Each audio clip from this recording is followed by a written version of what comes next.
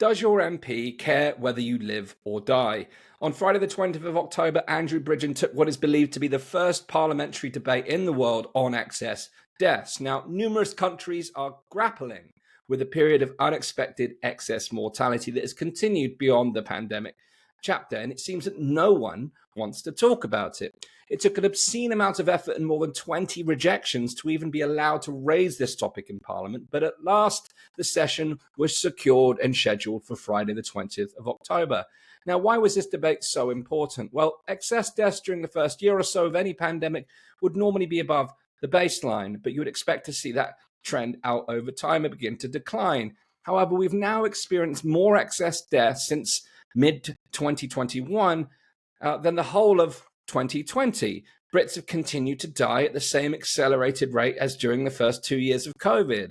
There's been significant rises in excess mortality across all age groups within the last 2 years in 2022 and 2023, and these are predominantly non-COVID deaths. There have been roughly 80,000 cumulative excess deaths in the past 18 months, but only 15,000 or so can be realistically attributed to COVID, and that's up to much debate. But that leaves at least 65,000 unexplained excess deaths. Now, no matter how you look at this, we are clearly seeing a new unacknowledged threat, which is killing somewhat near 4,000 Brits a month, roughly at the same rate that COVID was killing during 2020 and 2021. So we need to ask, what are the people dying of? Now, to discuss such a question, you would expect to see a packed house in Parliament on Friday, but unfortunately this was not the case, but not unexpectedly so. See, Andrew Bridgen's speech was received by an almost empty House, despite the fact that most MPs had been petitioned at scale about attending the debate, given the importance of this discussion.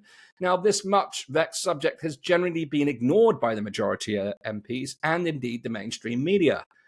Now, there are at least serious grounds for thinking that at least a proportion of these deaths are related to perhaps COVID policies, such as lockdowns, shutting down hospitals, and of course, the vaccine rollout. But the government and its advisors are reluctant to even consider this possibility, let alone even ask what could be causing all of this death. Now, let's not forget that during the COVID pandemic, almost every day, the media, particularly the BBC, could not wait to tell us just how many people had died on that particular day, with the daily charts and stock ticks of how many people had COVID or how many people had been hospitalized or how many people had died, often without any context whatsoever and lots of little small asterisks to indicate that they may not have actually died of COVID. But now, instead of broadcasting daily death tolls, this time there's been complete radio or TV silence. Now, is this because the cause of death is potentially inextricably tied up with taking medical advice from politicians rather than medics, or following these restrictions or practices, or indulging in this perpetual rollout of experimental vaccination? Now, Andrew Bridgen's opening words at the adjournment debate were as follows: "We've experienced more excess deaths since July 2021 than in the whole of 2020. Unlike during the pandemic, however, those deaths are not disproportionately of the old. In other words, the excess deaths are striking people down in the prime of their life, but no one seems to care." Now, why is that?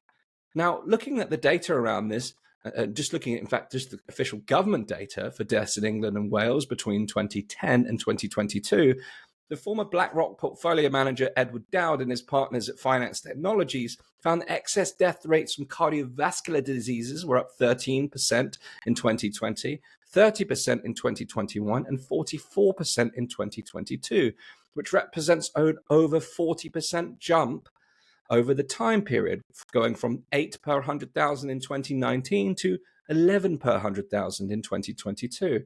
Now, this is statistically alarming, to say the least, and points to a worrying picture of an even greater acceleration in the coming years of deaths and disabilities.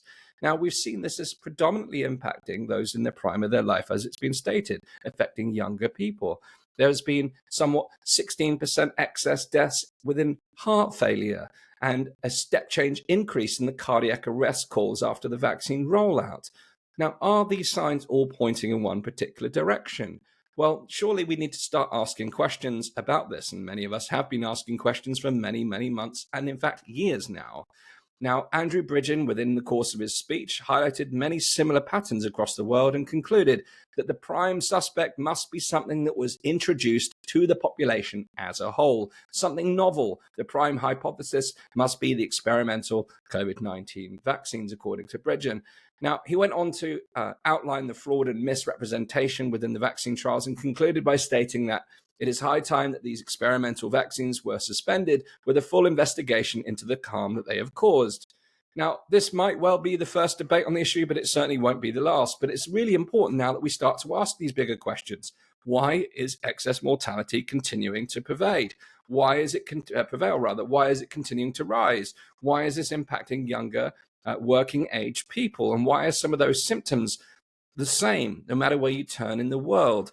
What could be the impact of these experimental rollouts, but also what factors like lockdowns, to what degree have these contributed to the lack of access to healthcare? But either way, however you dice this up, it all points to this ginormous failings over the past few years. And what makes matters worse now is that if it was known that these were the likely prognosis of the policies and the medical interventions, then we are now witnessing serious not only fraud, misrepresentation, but criminal activity.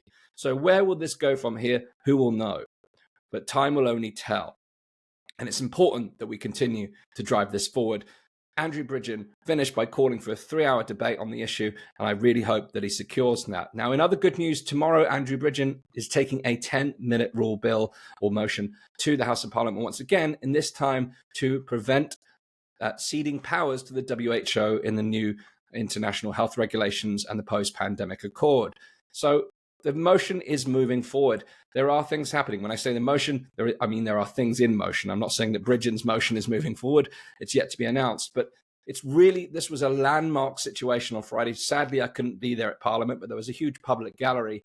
But the media, once again, the only media that's been covered from the BBC is just slur, a completely biased and inaccurate reporting as expected.